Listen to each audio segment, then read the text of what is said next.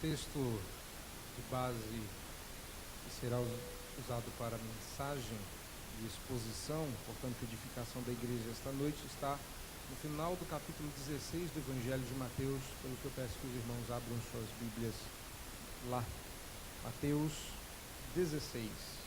Nós vamos ler a partir do verso de número 21 e vamos fazer a leitura até o fim do capítulo 16. Portanto, iremos até o verso de número 28. Mateus 16, 21 a 28.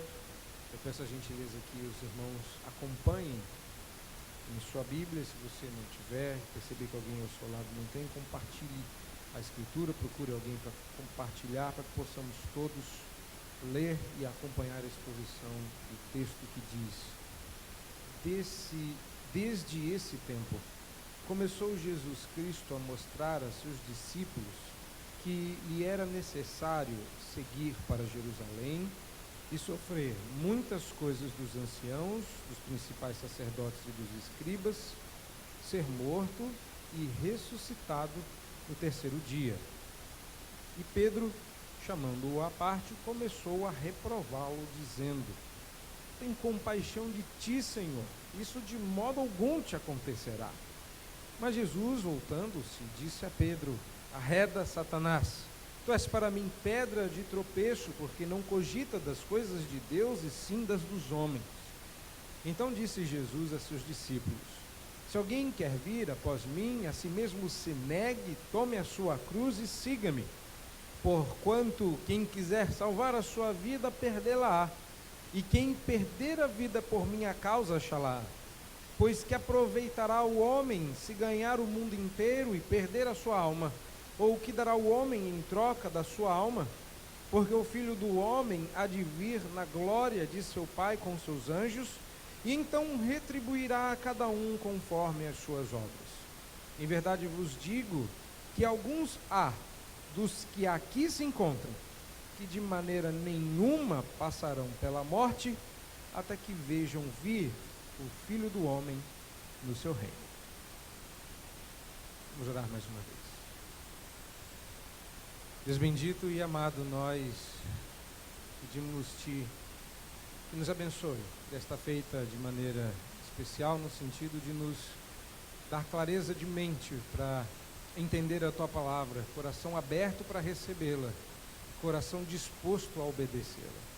Nos ajuda, ó Deus, para que na boa compreensão desse texto cresçamos, saiamos daqui edificados e dispostos a te servir em espírito e em verdade. Em nome de Jesus nós oramos. Amém.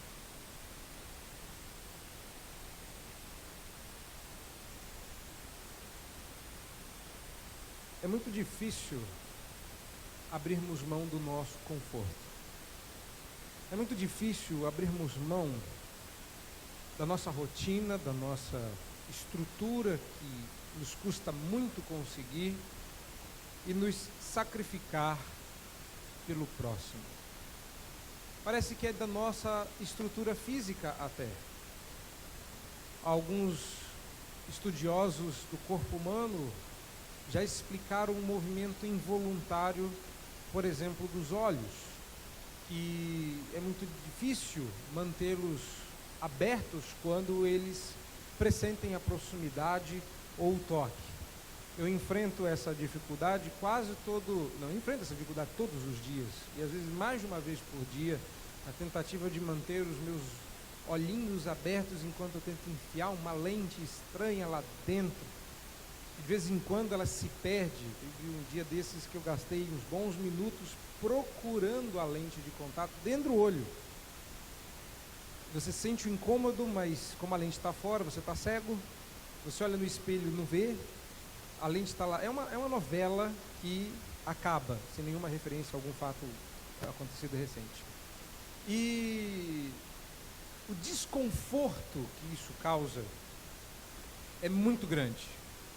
Mas existe o benefício. Eu preciso da lente para enxergar. Às vezes a gente prefere evitar o desconforto das lentes, mantendo-nos cegos àquilo que Deus quer nos mostrar.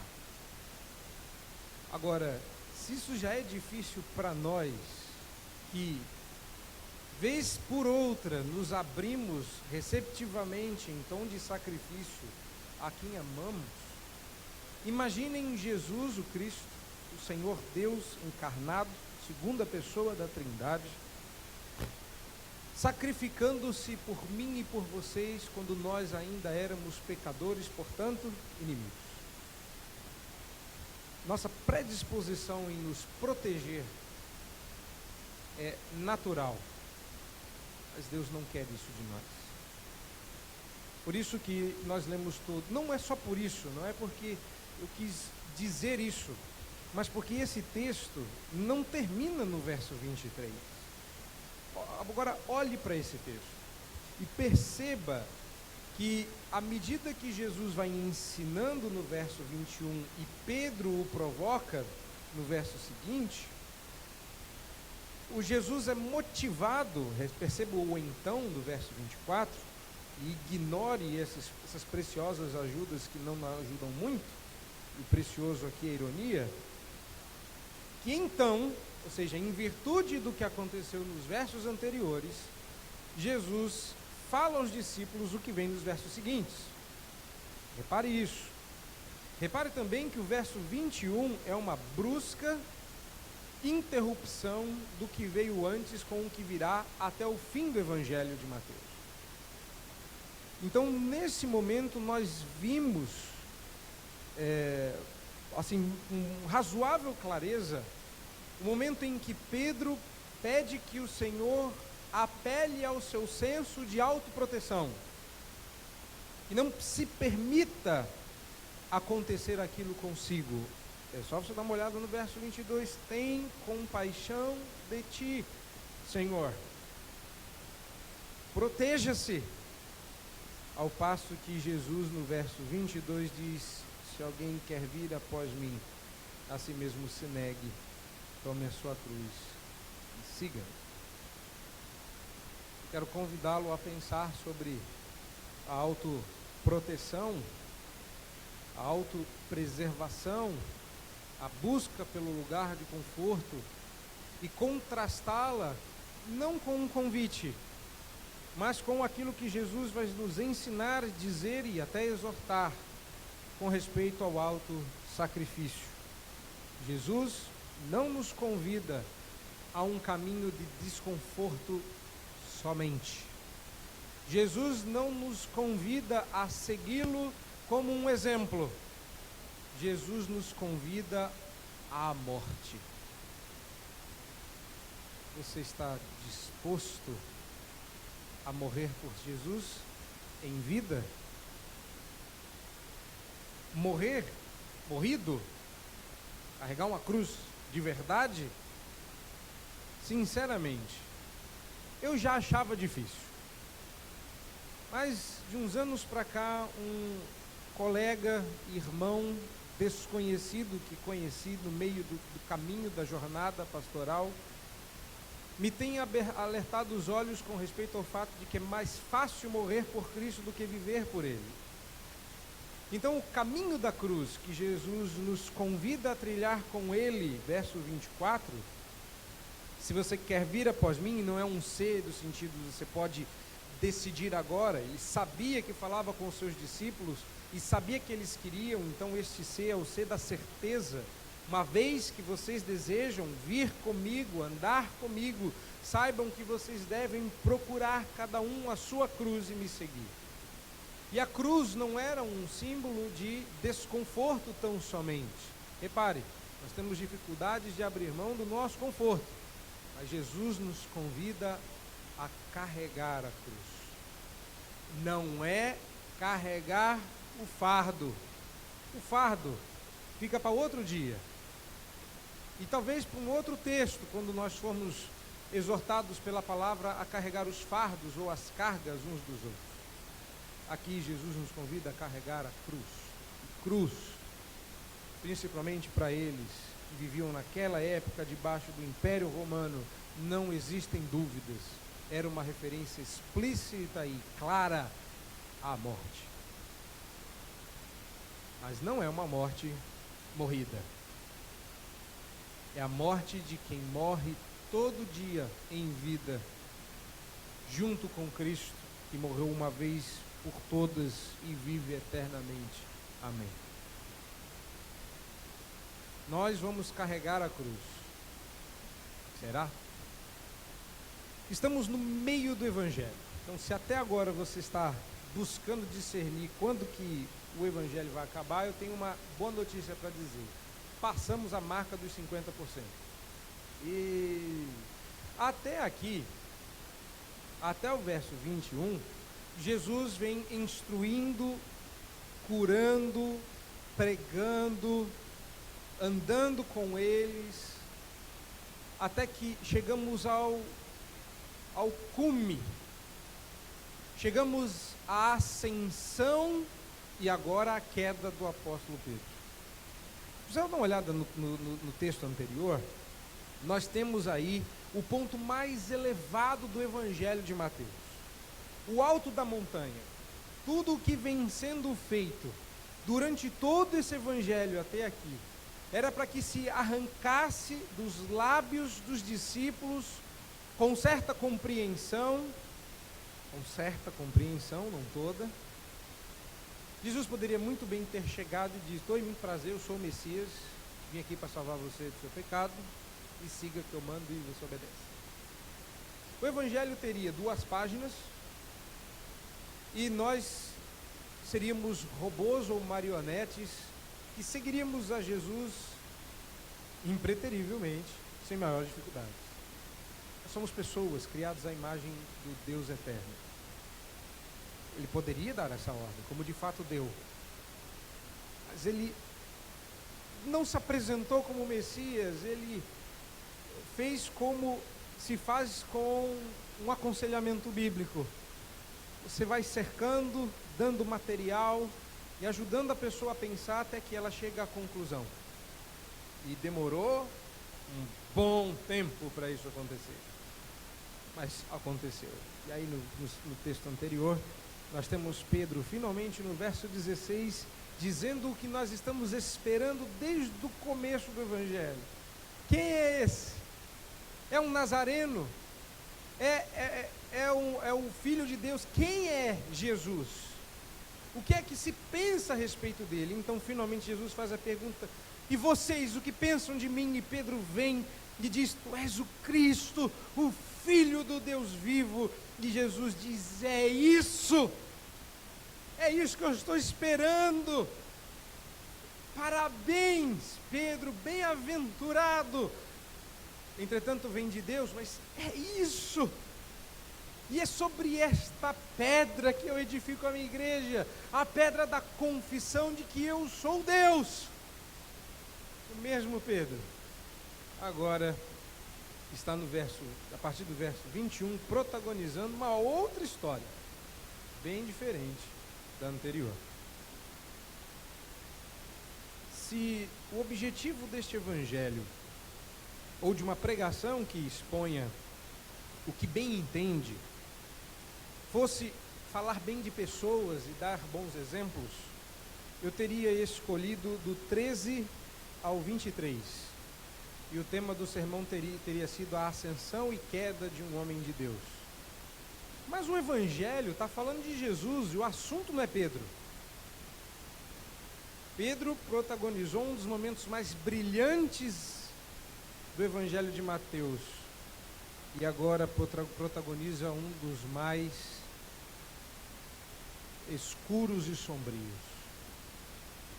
Ele ainda tem bastante coisa para mostrar que, como eu costumo dizer, se você acha que está no fundo do poço, saiba que o poço pode ficar mais fundo.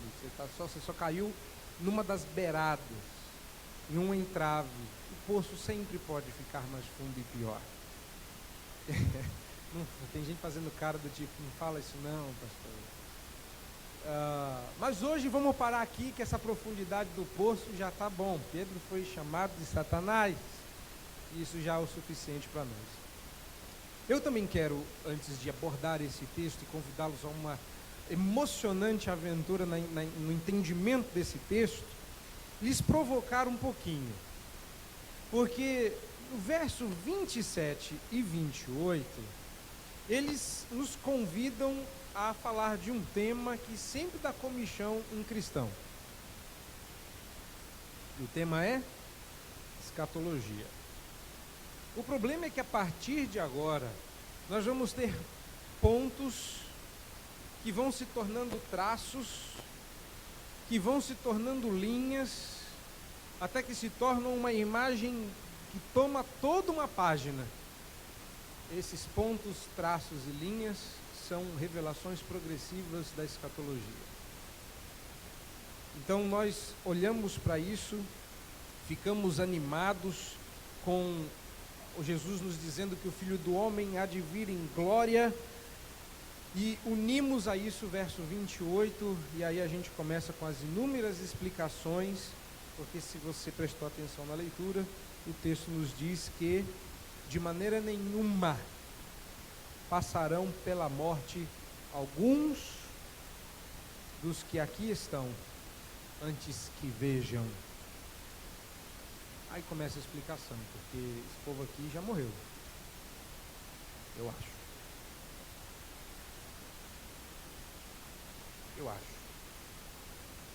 Vocês também acham? Esse povo aqui morreu. E até onde a gente saiba, Jesus não apareceu em glória, como ele nos dá um pequeno vislumbre dela no texto seguinte. Reparou que o próximo texto é a transfiguração? Esta glória com a qual ele haveria de vir é antevista na transfiguração. Seria disso que Jesus estaria falando no verso 28? Vamos entender o que está acontecendo aqui. Vamos entender e vamos meditar nisso. A primeira questão, que está aí do verso 21 a 23, o primeiro ponto mais central do texto, o segundo ponto vai ter pelo menos 3 subpontos, então esse aqui é bem mais simples. Então repare, a primeira questão é que quando somos desafiados no caminho da cruz, desafiados a servir o próximo, porque Jesus veio para servir, Jesus veio para nos redimir com o seu sacrifício, nós somos tentados à autopreservação, e Jesus vai nos dizer por que a autopreservação não é o caminho da cruz. Olhe lá, o que provocou isso, verso 21, é que Jesus começou a dizer aos seus discípulos que era necessário que ele, Jesus Cristo, seguisse, observe aí, seguisse para Jerusalém, primeiro, depois, sofresse na mão dos anciãos e principais sacerdotes e escribas, terceiro, fosse morto, e quarto, ressuscitasse. Mas os discípulos parece que pararam de ouvir quando Jesus falou a palavra morte. Jesus está dizendo, olha, é necessário. Primeira coisa, Jesus usa uma palavra fortíssima aí. Não é uma opção, não é um dos caminhos, não é o meu plano A, porque qualquer coisa a gente saca o plano B. Jesus diz, é necessário que seja assim. Eu vou seguir para Jerusalém. Repare, estamos no capítulo 16. Jesus está dizendo aqui o que vai acontecer. Mateus está nos resumindo aquela história, aquele sermão, aquelas palavras que podem ter durado bem mais do que simplesmente, olha gente, vou para Jerusalém, lá vou sofrer, vou morrer e vou ressuscitar, beleza? Não. Isso pode ter tomado muito mais tempo. Mateus está apenas nos resumindo que começou Jesus a mostrar, ou seja, Jesus estava deixando isso inequívoco, de que era necessário passar por 4 etapas: ir a Jerusalém, sofrer na mão dos líderes, morrer e ressuscitar. Parece que na hora que eles falaram de sofrer e morrer, eles pararam de ouvir. Então, na minha versão, eles ouviram isso. É necessário ir a Jerusalém, sofrer, morrer, blá blá blá blá blá blá blá blá blá blá. Já não ouviram mais. Tanto que Pedro, reparando que Jesus está ali animado, falando da sua morte, pega-o pelo braço e diz: não quer comigo? Faz isso não. Você não tem amor próprio? Isso é baixa autoestima? O que é? Pedro, imbuído dos seus livrinhos de autoestima, procura Jesus, chama-o para o canto e diz: tem compaixão de ti. Repare que, como Pedro foi interpretado, o verso 22 diz que isso era uma reprovação. Pedro não aprovou os planos de Jesus. Repare que quando nós agimos no sentido da autopreservação, nós não estamos aprovando os planos de Deus sobre nossa vida. Agora, o que é curioso, que autoridade tem Pedro para aprovar ou reprovar o que Jesus disse? Que autoridade você tem para determinar o que vai acontecer na sua vida? Cá para nós, se Deus lhe perguntasse que em breve você passaria por essas e essas provações, repare, Jesus está dizendo que ele vai sofrer, morrer, mas vai ressuscitar. Ressuscitar todo mundo quer, sofrer e morrer, ninguém. E se Jesus aparecesse na sua frente, perguntasse: vou te transformar num rei, mas antes vais viver como um mendigo. Você fala: não, tá bom a vila, continua, classe média tá ótimo. Baixar para subir? Não, vamos manter, né, Senhor? Tá bom. Você toparia? E se ele dissesse: não, você vai ter que morrer, mas depois eu ressuscito? Eu não vou. Curiosamente, nós que não faríamos isso, não provaríamos do que provou Abraão, porque ele carregou Isaac sabendo que Isaac morreria, na esperança de que ele ressuscitasse. Primeira coisa, Pedro reprova. A nossa maior dificuldade é olhar para os planos de Deus. Repare, eu também sofro desse mal, de olhar para a planta da minha vida, à medida que eu vou discernindo o que está escrito, porque quem tem ela completa é Deus, e ter dificuldade de assinar embaixo, dar o meu aval e dizer: eu aprovo esses planos. Então a primeira ação que Jesus não deixa chegar na segunda, a nossa primeira reação aos estímulos da vida, pecaminosamente falando, é a autopreservação, e isso, em outras palavras, é uma reprova dos planos que Deus dispõe em nosso viver. Então, Pedro, que parece que esqueceu quem Jesus era, olha, eu falo isso sabendo que Pedro é o homem que, versos anteriores, acabou de dizer: tu és o Cristo, o Filho do Deus vivo. Jesus diz: eu vou morrer e ressuscitar. E Pedro, num acesso de loucura, verso 22, diz: isso de modo nenhum te acontecerá. Deus está falando: olha, isso vai acontecer. Não, isso de modo nenhum vai acontecer. Parece brincadeira, piada. Esse texto, se não fosse tão trágico, seria engraçado. Se Jesus tivesse respondido de outra forma, daria para fazer até uma piada. Como assim não vai acontecer? Quem você disse que eu sou? Cristo, Filho do Deus vivo. Eu estou dizendo que vai acontecer. E Pedro diz assim: jamais, jamais. Contigo isso não vai acontecer. É o Senhor do destino. E aí então, Jesus entende isso como uma tentação. E o verso 23 deixa isso bem claro, quando ele diz a Pedro: arreda, Satanás, tu és para mim pedra de tropeço, ascensão e queda da pedra. A pedra foi lançada para o alto. Tu és o Cristo, o Filho do Deus vivo. Mas quando bateu no chão, ela se tornou pedra de tropeço. O mesmo Pedro, que era rocha sobre a qual a igreja seria edificada, agora se torna rocha de tropeço. Tu és pedra e pedra de tropeço. E aí a explicação: E aqui eu quero me deter um pouco mais. Por que não cogita das coisas de Deus e sim da dos homens? Às vezes a gente se pergunta, porque nada mais é do que se perguntar quando a gente pergunta por Facebook alguma coisa. O Facebook não manda recados para o além, nem responde divinamente qualquer questão existencial.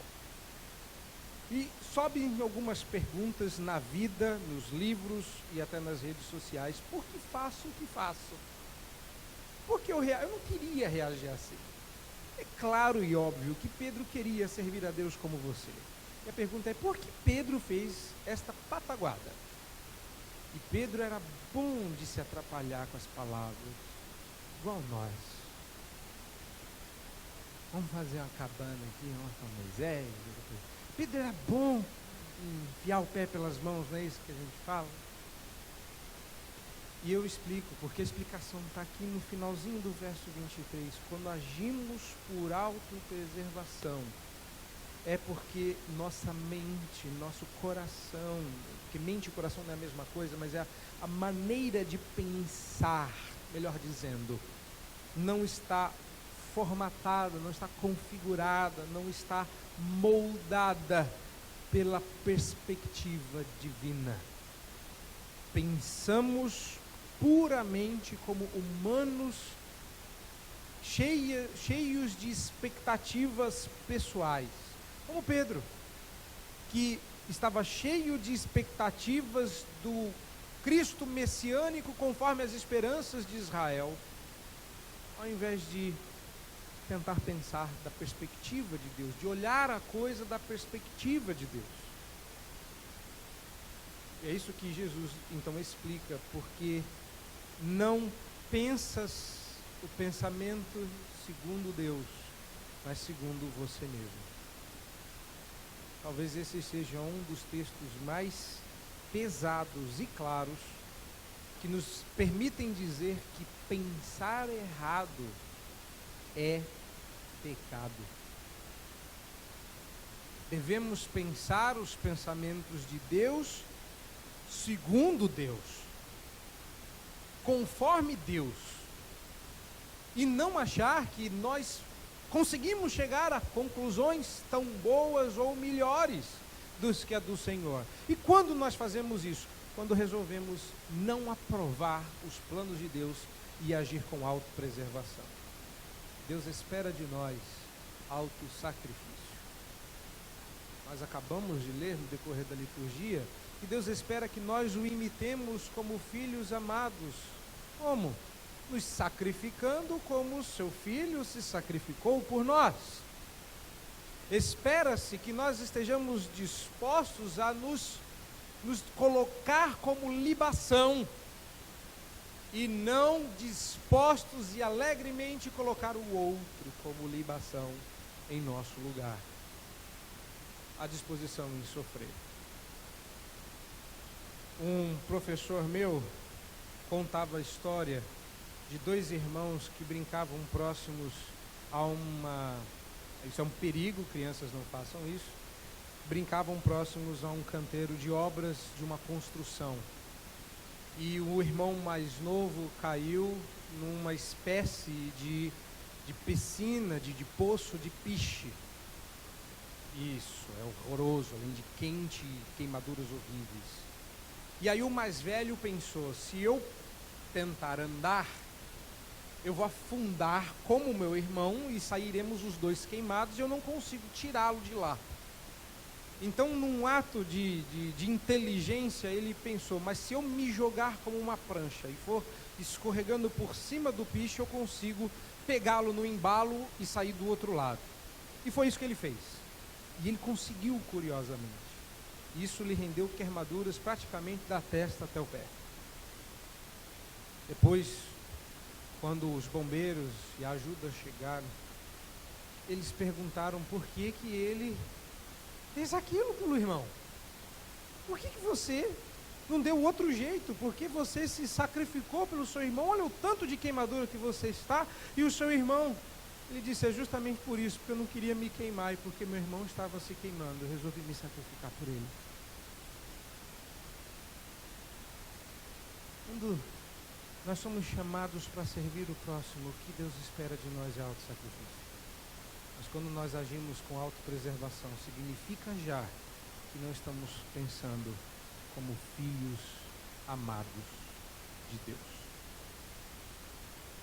Foi essa a admoestação que Jesus deu a Pedro. Você está pensando como Satanás e não como um filho de Deus. E foi exatamente isso que Satanás tentou fazer com Jesus. Pense, não é assim que a gente fala para as pessoas, pensa do meu lado, pensa da minha perspectiva. E Jesus está dizendo, não, pense da perspectiva divina. Pense olhando do ângulo de Deus. Pedro, não cogitas das coisas de Deus, mas sim das dos homens. E se cogitássemos das coisas de Deus, como seria? Jesus vai nos dizer. Repare, então, uma vez que não se espera autopreservação, mas autossacrifício, então Jesus vira para os discípulos. Jesus tinha muito disso, ele era chamado para o canto, ele diz, não, essa é uma lição que todo mundo precisa aprender. Vai a público e não expõe Pedro. Olha, Pedro falou uma besteira aqui no canto comigo, gente. Reparou que Jesus vai ensinar a usar a lição, mas não expõe Pedro? Porque a Bíblia diz que quem expõe o pecado do outro bom, deixa outro dia. Eu daria vários nomes para isso. Mas não se descobre pecado do outro. Pedro não é exposto. Pedro é protegido por Deus, ainda que o que ele falou sirva de lição. E qual é a lição? O caminho da cruz. Olha a proposta. Verso 24, se alguém quer vir após mim, a si mesmo se negue, tome a cruz e siga-me. Não, Pedro, não é autopreservação, é autossacrifício, e isso não é só você que tem que aprender, mas todos os demais. Pedro senta lá na sua carteira de volta, Jesus toma as rédeas da aula e diz, bom, vamos aprender mais uma lição aqui, antes de aprender a preciosa lição de que lhe era necessário seguir para Jerusalém, sofrer, morrer e ressuscitar. Eu estou repetindo isso porque você vai precisar desses 4 itens mais para frente. Mas olhe lá. A si mesmo se negue, tome a cruz e siga-me. Não é um convite animador. E Deus é assim, e permitam a maneira desconcertada de dizer isso, mas Deus é cheio desses convites pouco animadores para os seus servos. Moisés queria muito se livrar do jugo dos egípcios, mas daí a dizer que ele vai ter que carregar aquele povo a pé pelo deserto não é das missões mais animadoras. Até ele perdeu a paciência, mas Deus lhe deu em dobro, porque ele teve que ser como um redentor para o seu povo. Mas quem toparia a missão de Isaías? Já leram Isaías 6 várias vezes, não? Quem há de ir por nós? Isaías diz, eu, muito bem, ouvi, não entendais. Vede, não percebais. Torna insensível o coração deles. Não foi para isso que eu me alistei. O Senhor disse que precisava de alguém para levar o Evangelho. O Senhor precisava de alguém para levar as boas novas. Aí o Senhor a missão é, vá e endureça o coração deles? Não. E até quando? Até que sobre um toco. Um toco. E se voltar a crescer, a gente corta até voltar o toco, porque eu quero que o renovo saia limpo. Quem toparia a missão de Jeremias? De Ezequiel? Ezequiel, você vai e o povo vai viver ao seu redor como irmãos escorpiões. Se não te beliscarem, vão te dar uma ferroada. Você já encontrou um escorpião na vida? No seu quintal? Eu soube do caso de uma pessoa que encontrou um escorpião no quintal e se mudou de país.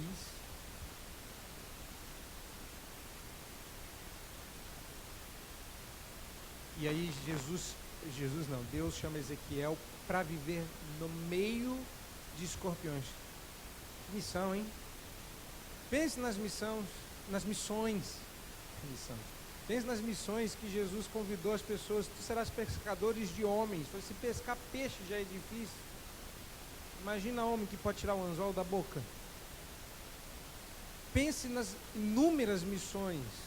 Essa é mais uma delas. Carregar a cruz. Você topa? Claro que a gente pensa. Não vem dizer que não, eu topo porque eu amo Jesus. Vamos devagar. Porque Jesus é bom. E vai nos dar 3 bons motivos para você fazer isso.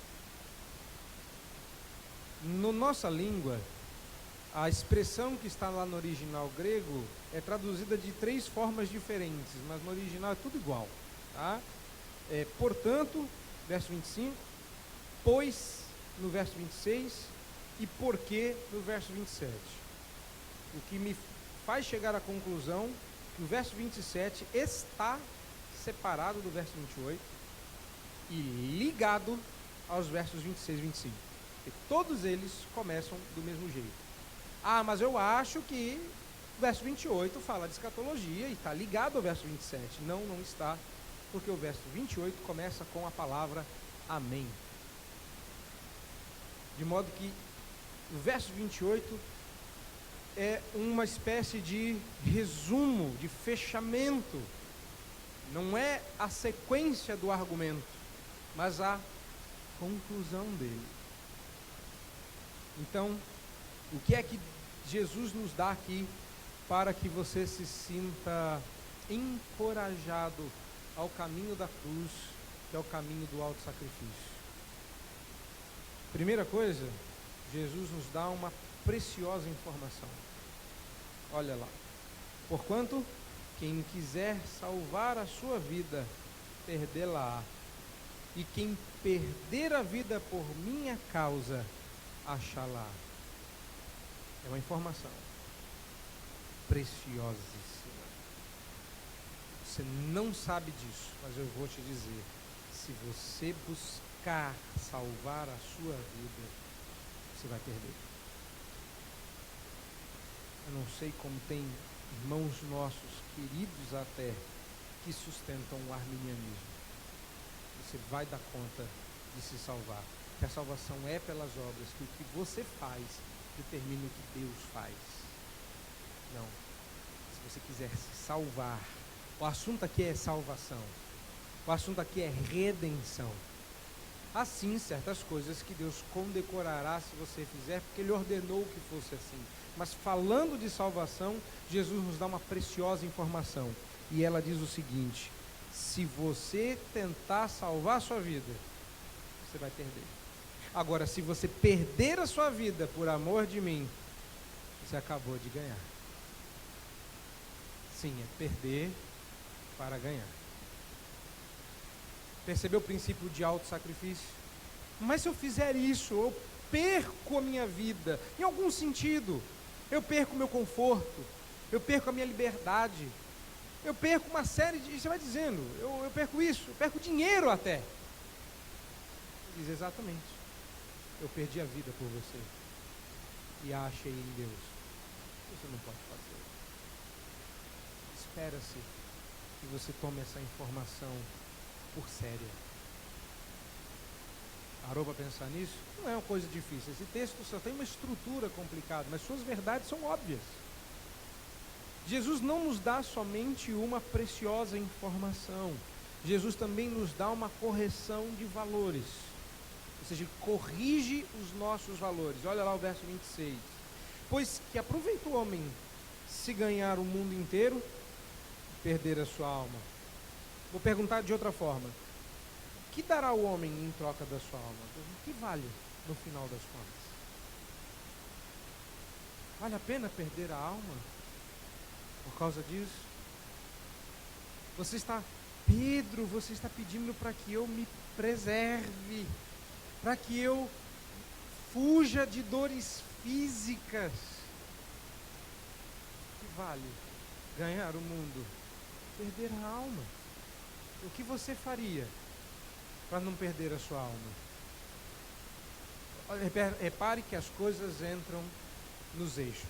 Recentemente, eu estava aconselhando, já tinha terminado o aconselhamento, encontramos alguns jovens universitários na frente da capelania, e alguém que conhecia uma das moças há mais tempo perguntou: sua família não está mais mexendo com buffet e fazendo festas? Olha que resposta curiosa. Não, nós estamos vivendo uma vida mais simples, paramos tudo.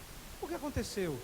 O meu pai sofreu um acidente por conta do buffet. Eu não sei em que circunstâncias, não estou desanimando ninguém que trabalha com isso, mas por conta do que eles faziam, eu não sei bem o que, ele acabou sendo assaltado, tomando um tiro, e Deus o livrou da morte. E aí a família chegou à conclusão que valia mais a pena investir na espiritualidade, na alma deles, do que em ganhar dinheiro e o mundo. Repare que quando a morte chega perto da gente, quando a morte visita a nossa casa, quando a morte se aproxima e assopra a nossa nuca, nossos valores mudam. Acho que é bom de vez em quando Deus fazer o nosso carro dar uma escorregadinha na Ayrton Senna, a gente lembrar que o que vale mesmo é a alma. Quando a gente escapa de alguma coisa, a gente põe a balança no eixo. E aí Jesus vem dizer: que vale mais? Se preservar ou salvar a alma? Se para salvar a alma eu tenho que entregar meu corpo como libação, eu faço. Essa foi a escolha do apóstolo Paulo. Essa foi a escolha do apóstolo Paulo, porque foi a escolha de Cristo. E a pergunta é: qual é a sua escolha? Porque se você não fizer por amor de Cristo, nada nesse mundo te motivará, porque no fim das contas você vai tentar salvar a sua alma. Então Jesus está dizendo: quer se preservar? Preserva a alma. Lembre-se de que a essa altura Jesus já nos disse que a alma é mais importante e que também vai para o inferno. Mas se não, se lembre disso. E por fim, Jesus, além de ter nos dado uma preciosa informação e uma correção de nossos valores, Jesus nos dá uma bendita esperança. Olha o verso 27. Isso é escatologia. A bendita esperança, porque o Filho do Homem há de vir na glória de seu Pai, com os seus anjos, e então retribuirá a cada um conforme as suas obras. A salvação não é pelas obras, mas a retribuição é. A salvação não é pelas obras. Jesus já avisou, informando-nos no verso 25.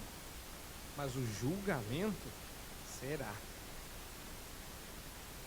O galardão é pelas obras. Pode ficar escandalizado.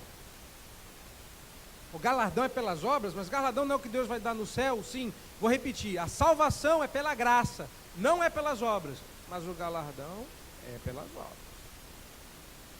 Já disse aqui e repito: no céu você está aí sentadinho, dizendo para si mesmo que é um crente comum, que veio só para adorar a Deus, que não quer compromisso com certas coisas na igreja.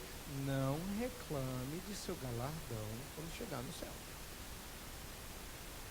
Não ache ruim o que Deus lhe der. Não vai chegar lá, olhar, porque a vida toda você passa desdenhando da cara desse tarde João Calvino, e chegando lá no céu você fala: que João Calvino, que aquele chato que vivia me enchendo as paciências na escola dominical, recebeu um galardão desse e esse trem aqui. Eu gostaria que alguém lá, eu não, que eu queria só ficar observando, aí meu coração pecaminoso, mas como isso não vai acontecer no céu, não precisa acontecer para você agora. Mas alguém poderia muito bem dizer: sabe por quê? Você não prestou atenção no tempo todo da escola dominical. Se tivesse prestado atenção, você ia saber por quê. Você sabia de quem ele era. Eu sei que tem muita gente dizendo por aí que, porque é apóstolo tal qual o apóstolo Paulo, espera receber de Deus um santo e vultuoso galardão. Gostaria de vê-los trabalhar como o apóstolo Paulo. Ah, mas o apóstolo Paulo foi o que mais trabalhou. Eu sou um apóstolo, mas Tiago, Pedro. Tiago foi morto, decapitado de cabeça para baixo. Pedro presidiu o colégio apostólico por anos, também foi mártir. E os demais ligaram tão pouco para a glória humana que sequer temos notícias deles. Nenhum deles procurou a sua própria glória, mas a de Deus. Repare, a bendita esperança é que Deus julgará os povos com justiça e equidade quando do segunda vinda do Senhor Jesus, porque o Filho do Homem há de vir na glória de seu Pai. E quando ele vir na glória de seu Pai, ou seja, está dizendo que quando eu voltar com a glória que eu tinha com o meu Pai, eu não vou voltar sozinho, e voltarei com os anjos e retribuirei. Isso parece julgamento, dá um medo danado, mas o que ele está nos dando é esperança. Se sacrifique, faça, porque quando eu voltar, eu vou dar de volta, eu vou retribuir. Eu estou de olho, o trabalho no Senhor não é vão, e é essa bendita esperança que o Senhor nos dá. Quando eu voltar, eu vou retribuir. Se mate, Pedro, se entregue, Pedro, não tenha medo. Se você tentar se salvar, você morre, porque mais vale a sua alma. Então faça, porque eu vou retribuir quando eu voltar. E aí ele encerra, e isso não é escatologia, pelo menos não para nós. Era para eles, mas não é para nós. E aí Jesus começa com um amém. É o fim. Traduzido aí na sua Bíblia como em verdade. Então Jesus nos diz, com o amém vos digo, ou seja, o que eu lhes digo é certo. E aí vem, que há alguns dos que aqui se encontram, que de maneira nenhuma passarão pela morte, até que vejam vir o Filho do Homem no seu reino. Oh, mas estou... E a tarda bendita esperança? Os cabras morreram sem ver. Ah, entendi, é porque eles não morreram, eles estão vivos com Cristo no céu. As almas dos decapitados estão vivos debaixo do trono, clamando, como nos lembra o Apocalipse, pedindo o dia do julgamento. É isso que o senhor quer dizer, né? Na verdade, que quem está em Cristo não morre, passa da morte para a vida. Para que tudo isso de explicação se não está dizendo nada disso no texto? Vocês acham mesmo? Olhem para o texto, pensem no Pedro, acabou de dizer que Cristo era o Messias e agora está dizendo, faz isso contigo. Aí Jesus fala assim, de maneira nenhuma vocês vão morrer antes de ver. Pedro entendeu que a alma dele estaria no céu viva. Vocês acham isso? A gente pode dar uma série de explicações, mas não foi isso que Jesus disse. E Paulo, nas suas epístolas, vai lembrar que essa promessa do verso 28 se cumpriu. Alguns de vocês, o apóstolo Paulo diz, ainda vivem e viram Jesus ressurreto. Paulo está dizendo, cumpriu-se. Repare outra coisa aqui no texto, para não ter que ir lá para Coríntios, para não ter que ir para outro texto, vou provar isso em Mateus. Repare no texto. Eu quero que você repare numa diferença. No verso 27, Jesus disse que viria na glória de seu Pai. Isso é totalmente diferente de vir o Filho do Homem no seu reino. Isso é diferente. A expressão aí para vir no verso 27 é vir de um lugar para outro. É isso que está lá no grego. Vir de um lugar para outro.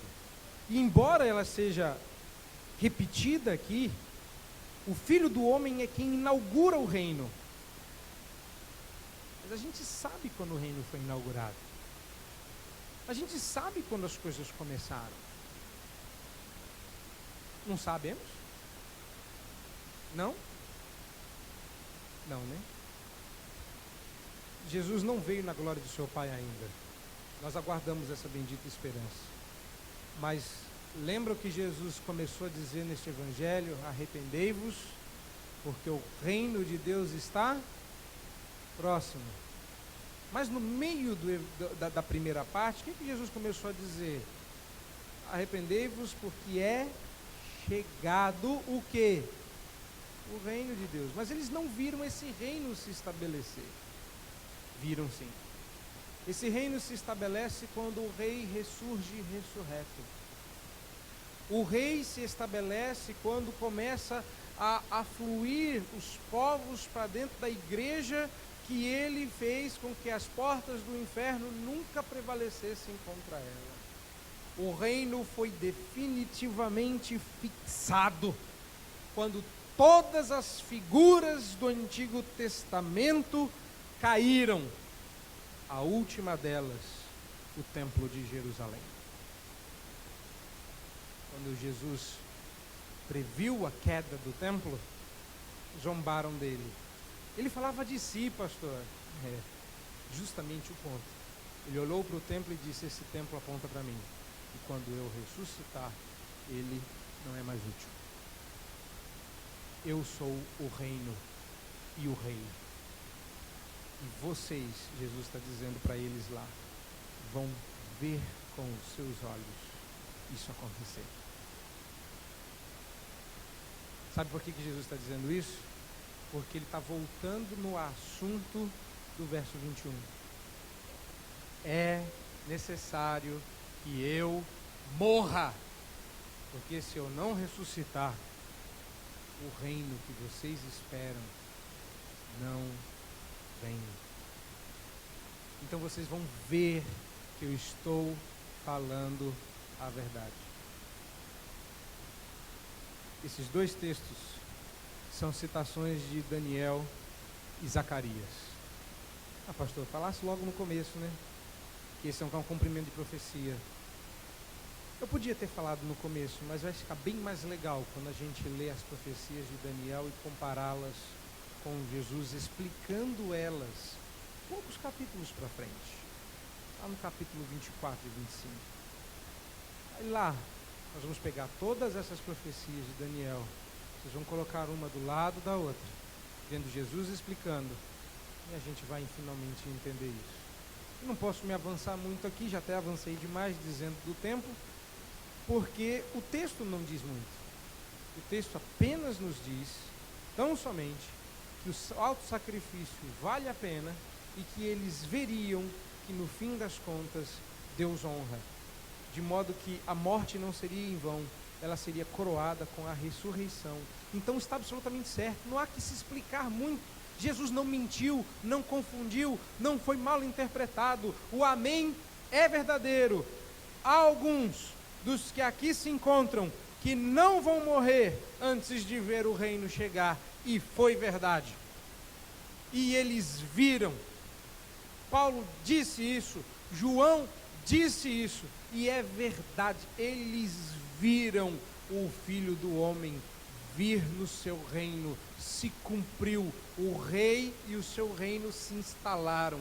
E se você tem dúvidas sobre isso, olhe em volta. Olhe em volta. Vocês são a prova de que o reino de Deus chegou.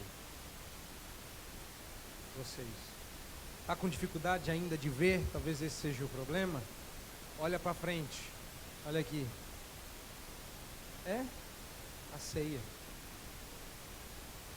Essa é a prova. O reino veio. Não está consumado. Precisaremos orar ainda para que venha o seu reino definitivamente. Mas o reino definitivamente foi inaugurado e segue crescendo, fazendo com que todos os povos, línguas e nações o adorem em espírito e em verdade.